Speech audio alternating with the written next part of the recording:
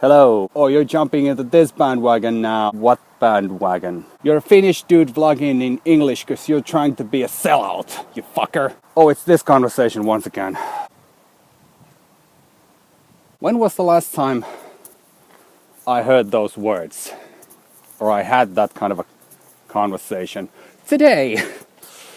There are always people who are willing to judge without knowing the past, because judging is always easier when it's based only to the information that people or person gets in this moment.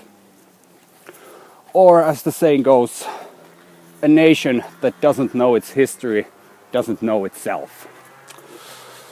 Actually, and this is kind of a bridge to that thing. Because when I first started out vlogging, I actually started in English, in case you didn't know. And I think you're also watching this video, so hello! I first started out as an English-speaking blogger. I started using Finnish about 9 months later, so anyway. And the reason why I'm doing this video in English is that I need practice. It's been so damn long since the last time I made public videos that I need to actually practice talking to a camera, knowing that this will be published. And using a foreign language is good exercise, because if you're using your native language, you can always ramble with this kind of a unlimited vocabulary that you have. But if you're using a foreign language, you have to think more what to say, how to say. And right now I don't actually even have anything written here that I could talk about, but anyway. But I've always envied a bit those people who can just sit down, turn on the camera and just talk. I need to be on the move. Or my feet has to be on the move before there's any movement up here. And some people have asked me, how can you do that? Just walking around outdoors, talking to the camera. Well, I've made a few videos about vlogging in public or public blogging, whatever you want to call it. And for me, this has always been kind of the right form of vlogging. But I don't write scripts and do all that stuff. So for me, this is the most convenient way to vlog. Just carry a camera of some sort with you, and when you have something to talk about, just talk it. Just say it. And this is like talking on the phone, because one question that comes up pretty regularly is that aren't you embarrassed when you're doing something like this on public? Well, my counter question is always, are you embarrassed when you're talking to your phone on public or in public? Are you embarrassed when you're browsing, when you're using your phone to browse through Facebook or Instagram while waiting a bus? You're not. I'm talking to a phone right now, but I don't see too many people walking around holding their phones like this and talking. So I think this is a bit unusual for some people, because I could be having a Skype conversation or a FaceTime call or anything like that, but instead I'm vlogging here. I actually have to see that movie sometimes. I know it's out. Or was it hey I'm vlogging here, what was it called? It changed its name somewhere in time. So I have to find out what the current actual name is. Or is it even come out yet? Yeah. But as you can see, I'm rusty. Have to clean up the barrels, so to say. Boy. A comedy. That was something I was thinking about today, how there are three ways basically. Basically there are 3 ways of comedy, or kind of three attitudes of comedy. One is this kind of everyday comedy that people who are making that thing, it can be a movie or it can be a sketch show or something like that. Some people take things from everyday life and they make those things look funny. Then there is this kind of a intellectual comedy where you have to know certain things in order to understand the jokes. I mean, you have to know who Richard III was, and you have to be aware of certain things. You have to be up to certain smartness level in order to understand that comedy. And that's why, well, there are fans for that kind of comedy, but a lot of people are just watching it like, huh? And then there's this form of comedy that people say that they hate, but they actually secretly love it. Back in the day, it was something like Benny Hill show. Okay, if you look at it now, women are objects and the jokes are extremely British. But hey, and kind of today's counterpart would be something like Jackass, where people just hurting themselves for the lols. So that's kind of a form of comedy that people say that they hate, but they actually secretly like it. At least a bit. Even smart people that I've seen who are very, very kind of and you put on a Jackass movie and they're just wetting their pants because they're laughing so hard. But that's kind of that's a small double standard that we have in kind of a Western culture. There are things that we judge pretty harshly in public, but secretly we just adore them. And now I'm not talking about individuals, I'm talking about larger groups. Something that's publicly no is privately and that's kind of well, at the same time that's the way things should be, and at the same time that's the way things shouldn't be. Because if you have an opinion, stick to it. Another bridge once again. If you have an opinion, stick to it. Don't change your opinion based on the people you have around. If you are this person when with these people, and another person when with those people, that's kind of a bad thing what comes to opinions. I mean, it's not a bad thing because we all have roles. I mean, I have basically right now what I'm thinking, I have 4 roles. I'm a father, I'm a husband, I'm a streamer, and a YouTuber. Those were the first things that came to mind. And those roles are, well, kind of a different person with the same face, but at the same time, same person with the same face. It's just the different, I don't know, puncturing is the right word I'm looking for. I have to find out with a dictionary. The word I'm trying to find is painotus. But I don't remember what it is in English right now. So we all have different roles, and you also have to accept those roles.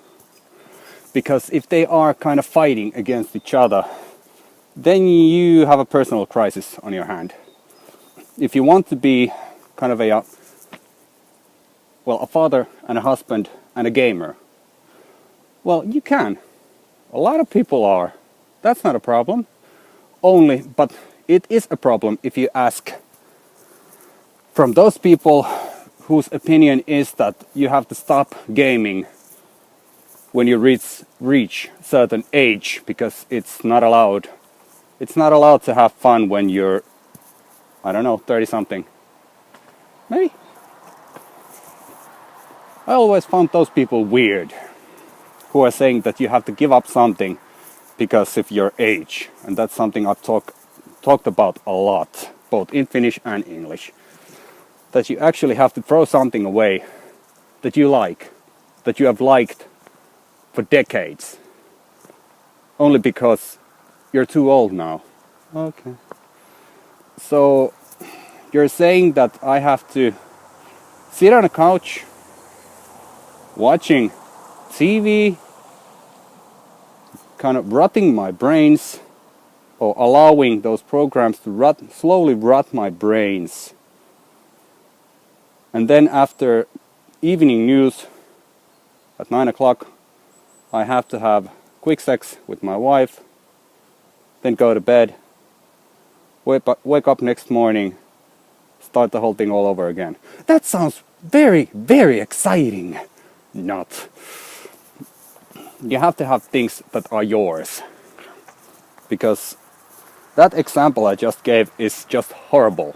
It's like this: wake up, go to work, come home, read the newspaper, or do this, watch TV, which by the way is a modern form of media cancer, and then go to bed.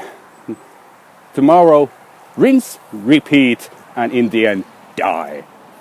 No, doesn't sound a whole that fancy to me. But that's kind of a modern way of thinking. Or I don't know if it's a modern way, but that's what I've been told. But that's the way you have to live your life in order to be an adult. Again, a word that I hate. I'm not an adult, I'm a grown-up, please. There's a difference, there's a huge difference between being an adult and being a grown-up. If you think about it through stereotypes. I mean, what is a stereotype of an adult? Worries, debts, mortgage, erection problems, whatever you'd want to think. Car needs to be fixed. Oh my God, it's going to cost a fortune. Or, being a grown-up, you have responsibilities. And you have to take care of those responsibilities. Maybe you have children. You have to take care of your children.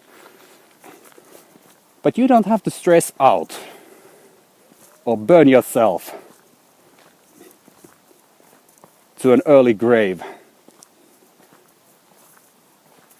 just by worrying about things, being an adult. But maybe I'm still, well, actually I know that I am. I'm pretty much a grown-up kid. But aren't we all? In one way or another. Even if you find that one person that's really sophisticated and all adult look like, there are still parts in that person that are childish in a good way. Maybe they only show those areas from themselves in private. Maybe. But we all have our own inner child, because that's what we once were. We all been babies. We all been toddlers, teenagers, grown-ups, senior citizens, or senior citizen has been all of those people. So that's what we are, and you have to embrace it in order to feel comfortable in your own skin, or that's the way I think it. That's the way I take it. And of course, I know that there are people who don't think like that. They want to reject the past so they can be the best possible themselves they can in current moment. But that doesn't work. You can't erase your past in order to be a better person. You have to understand and you have to remember your past in order to be the best possible you in this moment and in the future. But honestly, there is no current moment. We are living in a near future or in a recent past. If you really think about it, there really is no now. If you're watching the hands moving on a clock, there really is no now, right now. It's always near future or recent past. George Carlin, wise man.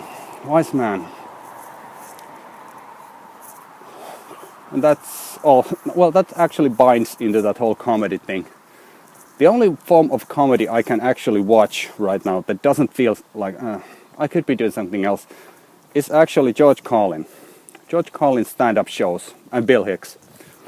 But those are pretty hard to find nowadays because some people have uploaded their stand-up shows or stand-up DVDs on TV specials to YouTube. But most of them have been removed because of copyright reasons. So those are pretty hard to get. But there are, a huge nuggets of gold. For example, in George Carlin's Best Of series. Because there was a guy who was kind of a inside outsider.